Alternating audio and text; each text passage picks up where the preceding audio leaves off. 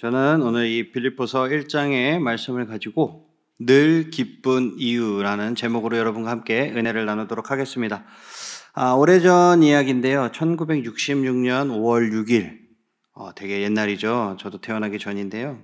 이 루마니아 출신 리처드 범브란트 목사님은 워싱턴에 있는 미국 상원의회에 섰습니다. 나치와 공산주의자에게 받았던 이 고문들, 본인이 받았던 그 고문을 증언하기 위해서 섰어요.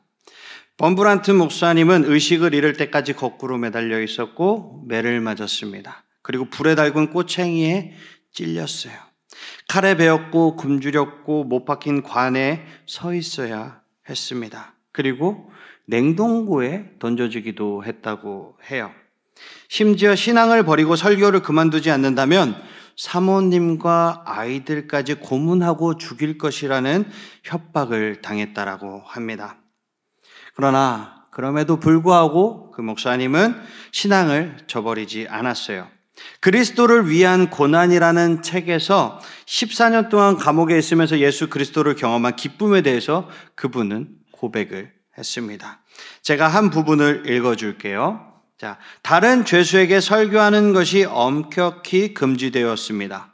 이것을 어긴 사람은 심히 구타당했습니다. 그러나 우리 가운데 많은 사람이 설교하는 특권에 따르는 대가를 치르기로 결정했습니다. 우리는 그들이 주는 기준을 받아들였습니다.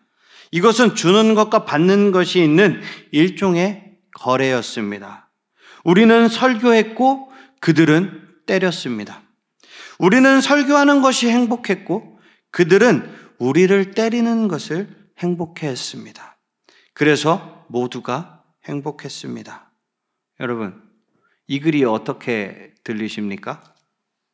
이 목사님처럼 신자가 그리스도를 위해 고난을 견디는 그 사실을 볼 때 여러분들은 무엇을 혹시 깨닫게 되나요? 뭔가 이렇게 마음에 울리는 게 있습니까? 오늘 본문의 주인공인 바울의 이력서에도 피가 많이 뿌려져 있는 사람이에요. 바울은 굶주리고 추위에 떨었고 헐벗으면서 지속적으로 죽음이라는 이 위협 가운데 노출이 되어 있던 사람이에요. 바울은 2년 동안 로마 감옥에 갇혀 있다가 AD 64년경에 처형당했습니다. 바울이 로마에서 재판을 받게 해달라고 요청했던 가이사, 즉 네로 황제가 박해를 일으켰던 무렵이에요. 많은 학자가 바울이 로마에서 빌립보 교회에 이 기쁨의 편지를 썼다라고 생각하고 믿고 있습니다. 이제 그 기쁨의 편지 속으로 우리 한 걸음 들어가 보도록 하겠습니다. 우리 첫 번째 키워드 한번 볼까요? 우리 첫 번째 키워드 큰 목소리로 한번 읽어보겠습니다. 시작! 고난이 도리어 기쁨이 된다는 걸 알면 바울은 빌립보 성도들에게 보내는 편지를 인사로 시작을 하고 있어요. 빌립보 성도들을 생각할 때마다 하나님께 감사하며 기쁨으로 간구한다라고 빌립보서를 쓰며 이야기하고 있습니다. 심지어 빌립보 성도들이 바울의 마음에 있으며 그리스도를 통하여서 이 성도들, 우리 사랑하는 저로 치면 우리 청소년부 친구들을 사모한다라고 이야기했죠. 이것이 끝이 아닙니다. 감옥에 갇힌 상황에서도 사도 바울은 격려의 말을 이어나갑니다. 우리 12절에서 18절을 교독으로 한번 읽어보도록 하겠습니다. 형제들아, 내가 당한 일이 도리어 복음 전파의 진전이 된 줄을 너희가 알기를 원하노라. 이러므로 나의 매임이 그리스도 안에서 모든 시위대 안과 그 밖의 모든 사람에게 나타났으니 형제 중 다수가 나의 매임으로 말미암아 주 안에서 신뢰함으로 겁없이 하나님의 말씀을 더욱 담대히 전하게 되었느니라.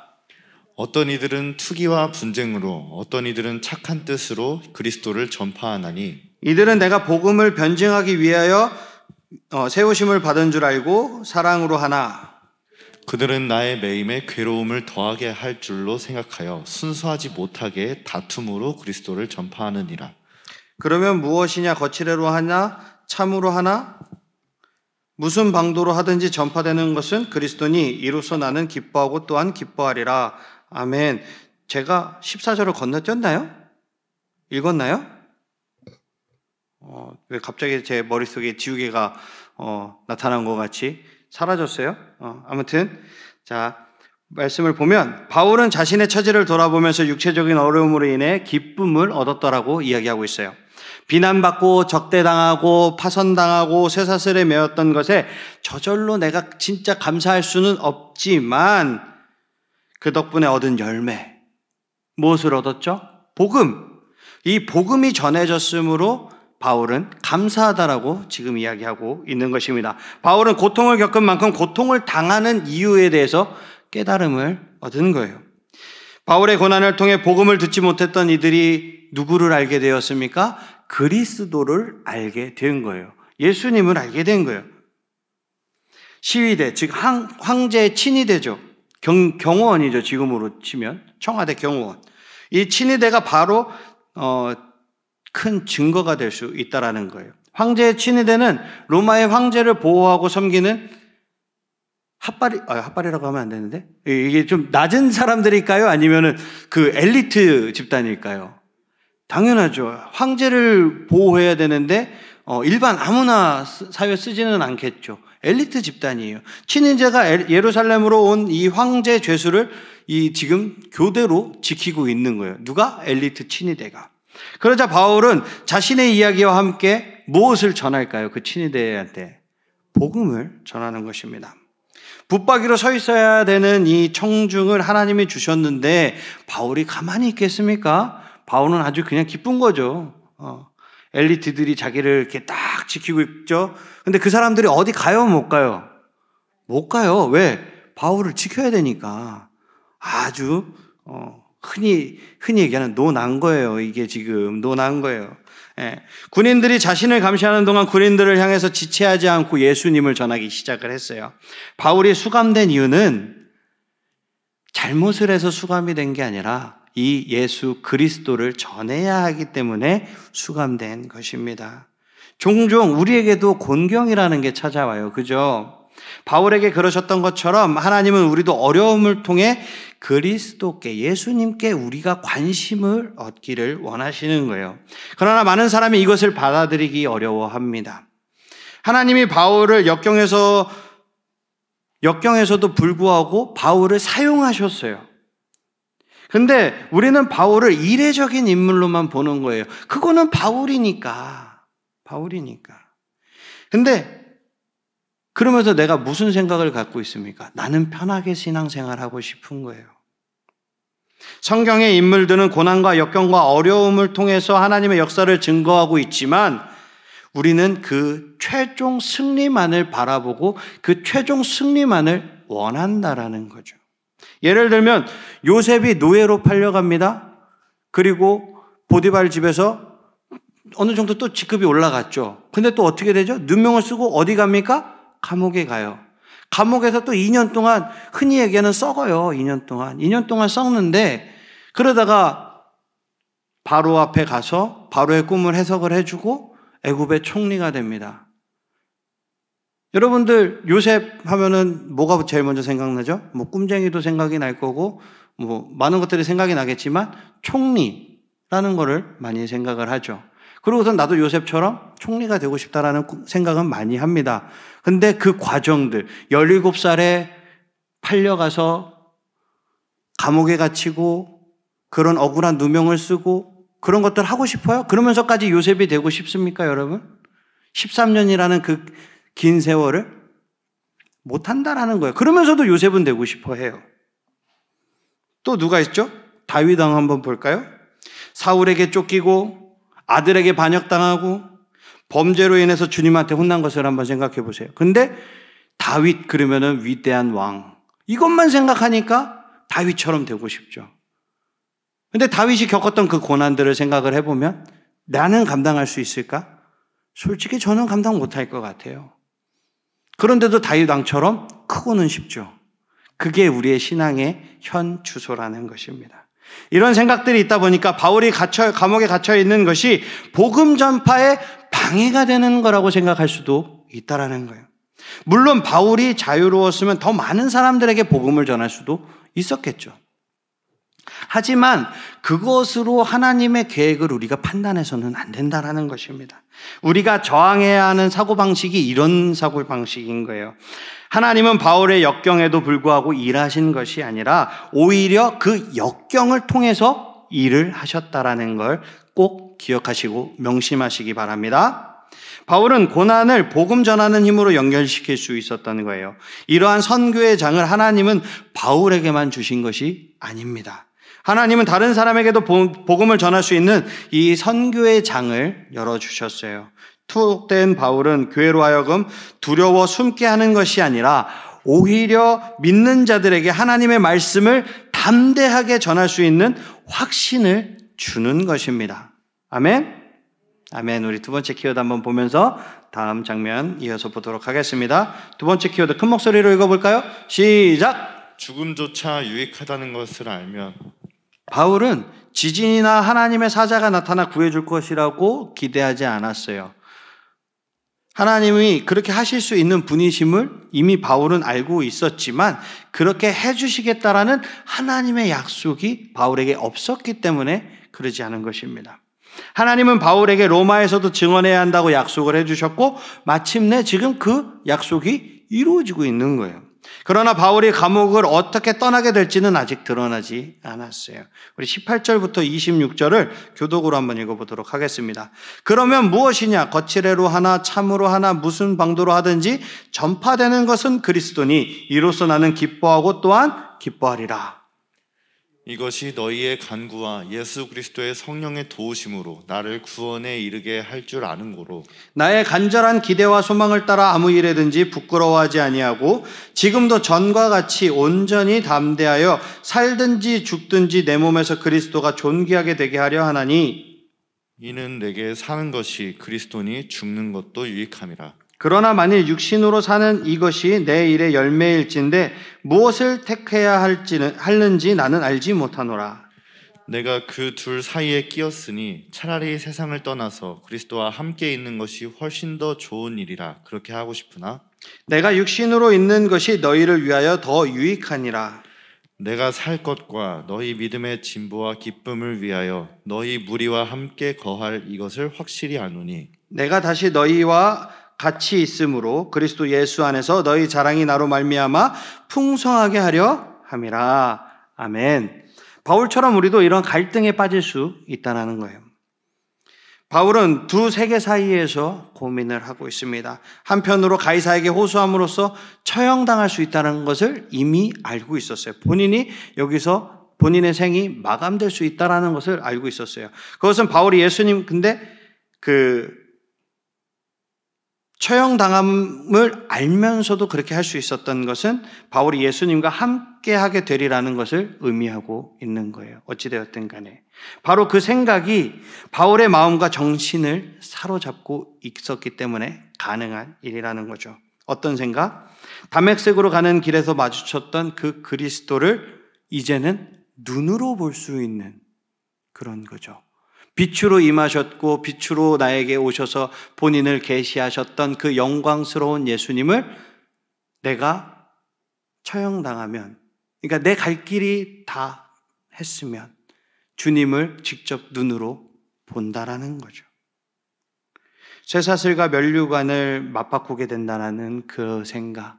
지금은 내 육신에 무엇이 붙잡고 있습니까? 쇠사슬이, 감옥에서 쇠사슬이 나를 붙잡고 있지만 그것을 벗어던지고 주님께서 주시는 그 면류관을 받을 생각을 하고 있는 것이죠. 그래서 바울은 죽는 것도 유익함이라고 말할 수 있는 것입니다. 그러나 한편으로는 살고 싶었어요. 관에 실려 나가는 것이 아니라 두 발로 서서 걸어서 이 감옥을 나가고 싶어 했다라는 거예요. 죽음이 두려워서가 아닙니다. 우리는 바울이 예수님과 함께하고 싶어 했음을 이미 알고 있어요. 그죠? 예수님을 위해서 할 일이 아직 더 많이 남아있다라는 그 생각이 있었기 때문에, 그렇기 때문에 바울은 살고 싶어 했던 것입니다. 바울은 복음을 더 빨리, 더 멀리 전하기 위해서 자기에게 주어진 사명을 계속해 나가길 바라는 것입니다. 죽음은 바울에게 유익한 일이 됐겠지만 삶은 예수님께 유익한 일이 될 수 있는 거죠. 하나님이 허락하신 매 순간이 예수님을 드러내는 그런 삶이 되는 것입니다. 여러분, 이 세상에서 그리스도를 위해 사는 것과 다음 세상에서 그리스도와 함께 사는 것, 어떤 것이 더 좋을까요? 이 세상에서 그리스도를 위해 사는 것, 예수님을 위해 사는 것, 그리고 다음 생에서 예수님과 함께 사는 것, 어떤 것이 더 좋습니까? 함께 사는 것, 죽어서 함께 사는 것, 주님과 함께 천국에서, 죽는다는 표현을 하니까 좀 저기 한데, 주님과 영원한 천국에서 함께 사는 것, 그것도 당연히 좋죠. 근데 바울에게는 이거나 저거나라는 거예요. 이 땅에서 내가 살아가면서 예수님을 전하면서 예수님과 함께 동행하면서 사는 것이나, 내가 천국에 가서 주님과 함께 사는 것이나 똑같다는 거예요. 왜? 두 가지 모두 예수님이 함께 하시기 때문입니다. 언젠가 우리의 삶은 요약될 것입니다. 우리의 묘비에서 뭐가 있죠? 묘비에 보면 태어난 날이 있고 내가 주님께 소천한 천국 가는 그 날이 적힙니다. 묘비에. 근데 그것은 짧은 가로줄, 세로줄 한 줄이라는 거예요. 그러니 26살에 죽든 99살에 죽든 그것이 중요하지 않다라는 것입니다. 중요한 것은 살았던 시간의 길이가 아니라 어떻게 살았는가. 그것이 더욱더 중요하다라는 거예요. 어떻게 살았는가? 누구를 위해 살았는가? 바울은 자신의 짧은 가로줄을 헛되이 쓰지 않았다라는 거예요. 흙먼지 가득한 길 위에서 새로운 피조물이 되었던, 다메섹에서 주님을 만나 새로운 피조물이 되었던 그 순간부터 선교 여행, 시련, 투옥을 거치면서 바울은 전적으로 예수님만을 위해서 살았습니다. 이것이 바로 바울이 로마 감옥에서 살았던 방식이며, 하나님이 석방하기를 원하신다면 어떻게 살 것인가에 대해서 바울이 계획한 본문이에요. 오늘 본문이. 우리 마지막 키워드 한번 살펴보도록 하겠습니다. 우리 세 번째 키워드 큰 목소리로 한번 읽어보겠습니다. 시작! 한 마음 한 뜻으로 서면 두렵지 않아. 우리 27절에서 30절을 한번 보겠습니다. 오직 너희는 그리스도의 복음에 합당하게 생활하라. 복음에 합당하게 생활하라. 이는 내가 너희에게 가보나 떠나 있으나 너희가 한 마음으로 서서 한 뜻으로 복음의 신앙을 위하여 협력하는 것과 무슨 일에든지 대적하는 자 때문에 두려워하지 아니하는 이 일을 듣고자 함이라. 이것이 그들에게 멸망의 증거요 너희에게는 무슨 증거요? 구원의 증거니. 이는 누구로부터 났다고요? 하나님께로부터 난 것이라. 그리스도를 위하여 너희에게 은혜를 주신 것은 다만 그를 믿을 뿐 아니라 또한 그를 위하여 무엇을 받는다고 합니까? 고난도 받게 하려 함이라. 너희에게도 그와 같은 싸움이 있으니 너희가 내 안에서 본 바요 이제도 내 안에서 듣는 바니라. 아멘. 바울은 빌립보 성도를 위해 한 가지 사실을 지적합니다. 의역하면 이런 거예요. 내가 원하는 것이 하나 있습니다, 여러분. 그것은 생사의 기로에서 내가 겪은 경험이나 투쟁에 여러분이 머물지 않는 것입니다. 나는 여러분에게 권합니다. 그리스도의 복음에 합당하게 살아가십시오. 빌립보 교회 모든 성도들이 이 편지를 받고 자신을 돌아보게 된 거죠. 나는 복음에 합당하게 살고 있는가? 자신이 부당하게 대했던 동료, 배신했던 이웃, 용서를 구해야 할 친구가 이제 눈에 들어왔겠죠. 과연 그들을 내버려 둔 채로 복음에 합당하게 살고 있다고 생각을 한다면 바울의 눈을 똑바로 쳐다보면서 얘기할 수 있을까요? 여러분은 어떠십니까? 여러분은 그리스도에 합당한 삶을 살고 있습니까? 미워하는 사람이 없나요? 정죄하는 사람이 없나요? 나는 이렇게 생활하는데 너는 왜 그렇게 하니? 그런 사람 없습니까? 그렇게 생활하면 안 된다라는 거예요. 이것이 바로 빌립보 성도들의 친구이자 신앙의 멘토인 바울이 로마 감옥에서 그리스도를 계속 선포하면서 요구했던 한 가지입니다. 천국 시민이라는 진정한 정체성에 따라 살아라. 그러면 세상이 우리 안에 있는 복음을 보게 될 것이다. 내가 복음을 전하지 않아도 그 사람들이 나를 보고 복음을 보게 될 것이라는 것입니다. 이 복음이 우리 사랑하는 청소년 친구들의 가슴 한복판에 꺼지지 않는 불씨가 되기를 주님의 이름으로 축복합니다. 아멘. 바울은 교회가 경청해야 할 내용을 정확하게 알고 있었어요. 바울은 빌립보 성도들이 바울의 역경을 거리가 먼 일로, 나와는 상관없는 일로 여기지 않기를 원했습니다. 만약 준비가 되어 있지 않다면 대적자들이 성도들을 향해서 달려오고 있기 때문에 준비를 하라고 한 것입니다. 한 마음으로 서서 한 뜻으로 복음의 신앙을 위해 협력하라는 거예요. 빌립보 성도들은 그리스도를 위해 고난당하게 될 것입니다, 앞으로. 그리고 바울과 똑같은 갈등을 겪게 될 것입니다. 빌립보 성도들은 과연 그럴 준비가 되어 있었을까? 여러분들은 준비가 되어 있습니까? 오늘을 통해서, 오늘을 기점으로 준비하시기를 주님의 이름으로 축복합니다. 초대교회 성도라면 누구나 이 질문에 대해서 답을 해야 했어요. 왜냐하면 그 AD 64년에 역사학자 그 타키투스라는 분이 소년일 때 네로가 로마의 상당한 지역을 불에 태웠어요. 불을 지른 거죠. 그리고 그리스도인에게 누명을 씌웠습니다. 이거는 세계사를 배우면 나오는 일이에요. 팩트예요. 그리고 결국 지중해 전역의 교회의 끔찍한 박해가 그때부터 시작이 됩니다. 이 네로 치하에서 베드로와 바울이 순교하게 되는 거예요. 아마 이 전설에 따르면은 바울은 이제 교수형에 처해졌죠. 이제 목이 잘리는 교수형에 처해졌고, 베드로는 나는 예수님과 똑같은 십자가에 달려서 죽을 수 없다. 나를 거꾸로 매달아 다오. 그래서 십자가에 거꾸로 매달려서 순교했다라고 전해집니다. 그래서 결국에는 박해가 일어날 것이므로 빌립보 성도들은 바울의 편지가, 지금 이 편지가 너무나도 절실했을 거예요. 이것이 바울이 우리에게 도전하는 이유이기도 합니다. 29절의 말씀처럼 예수를 믿을 뿐 아니라 또한 예수를 위하여 고난도 받아야 한다는 거예요. 왜 그래야 할까요? 왜 고난을 받아야 할까요? 바울이 투옥됨으로써 복음이 전해진 것처럼 박해를 통해서 복음이 온 세상에 퍼지기 때문입니다. 믿으십니까? 세상은 그리스도인이 그리스도를 위해 고난받고 죽어가는 모습을 보면서 하나님을 믿는 것이 진정 무엇인지 생각하게 된다는 거예요.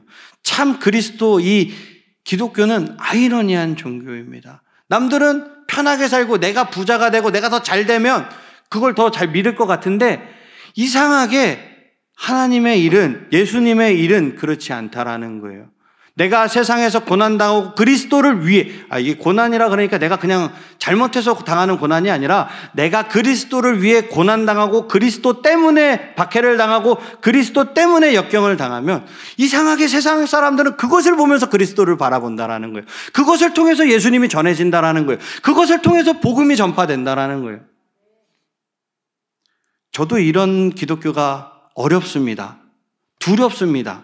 하지만 하나님께서 저에게 주신 그 면류관, 바울이 생각했던 그 면류관을 알기에 제가 여러분들께 오늘은 솔직히 좀 무거운 이야기지만 이렇게 복음을 전하는 것입니다.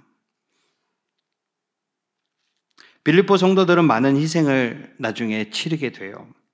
그러면서 예수님의 말씀을 기억하게 됩니다. 우리 요한복음 15장 18절을 한번 볼까요? 요한복음 15장 18절, 우리 다 같이 큰 목소리로 한번 읽어보도록 하겠습니다. 시작. 세상이 너희를 미워하면 너희보다 먼저 나를 미워한 줄을 알라. 세상이 여러분들을 미워하면 여러분들보다 누구를 먼저 미워한 것이라고요? 예수님을. 여기가 나를이라고 표현한 게 예수님이죠. 예수님을 먼저 미워한 줄로 알아. 말씀을 정리하도록 하겠습니다. 바울은 자신이 투옥당했다고 해서, 감옥에 갇혔다라고 해서 하나님의 사역이 멈춘 것이 아님을 알았습니다.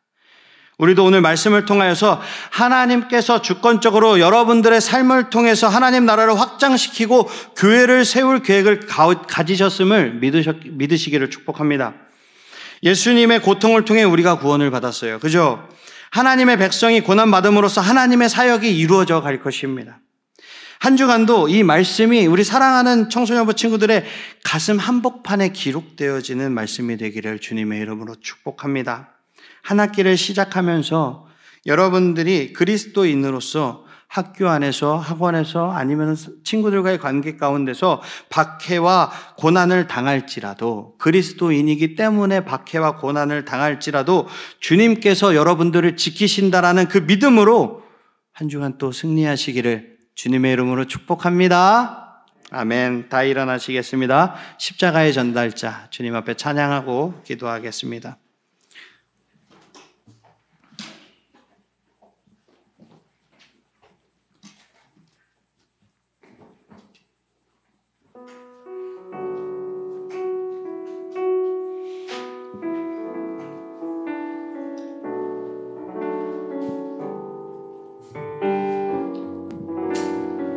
난 지극히 작은 자, 난 지극히 작은 자, 죄인 중에 괴수, 무익한 날 부르셔서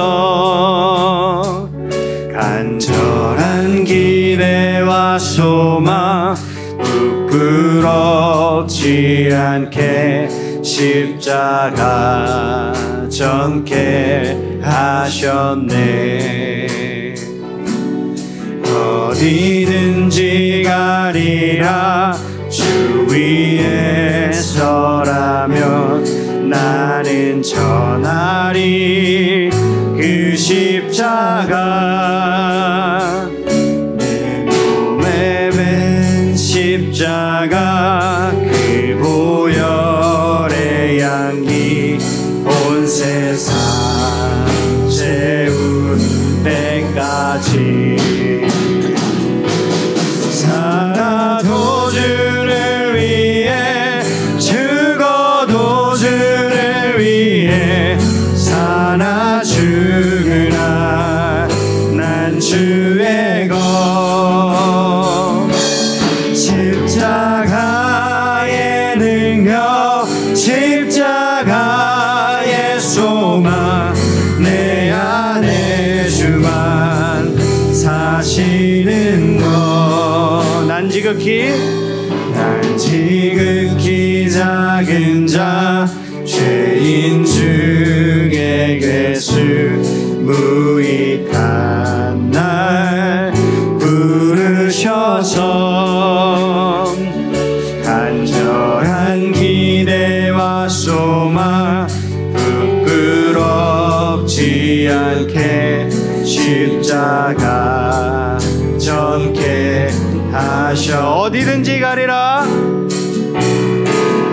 어디든지 가리라 주 위에 서라면 나는 전하리 그 십자가. 내 몸에 밴 십자가 내 몸에 밴 십자가 그 보혈의 향기 온 세상 채울 때까지 살아도 주를 위해 죽어도 주를 위해 사나 죽으나 난 주의 것. 십자가의 능력 십자가의 소망 내 안에 주만 사시는. 살아도 주를 위해 살아도 주를 위해 죽어도 주를 위해 살아 죽으나 난 주의 것. 십자가의 능력 십자가의 소망 내 안에 주만 사시는 것. 난 지극히 작은 자 죄인 중에 괴수 무익한 날 부르셔서 간절한 기대와 소망 부끄럽지 않게 십자가 정케 하셨네. 내 사랑 나의 십자가, 내 사랑 나의 십자가